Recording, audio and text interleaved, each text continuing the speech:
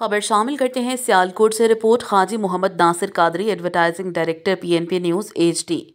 तारीख में पहली बार ज़िला और तमाम तहसीलों में ख़वातीन अफसरान ने आला इंतज़ामी ओहदों का चार्ज संभाल लिया है, जो कि ख़वातीन की शराकत और क़यादत की एक नुमायाँ मिसाल है।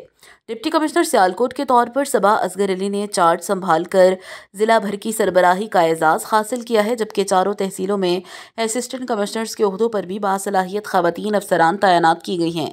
अनम बाबर असिस्टेंट कमिश्नर सियालकोट के तौर पर फ़राइज़ अंजाम दे रही हैं। सिदरा सत्तार को असिस्टेंट कमिश्नर परसूट तैनात किया गया।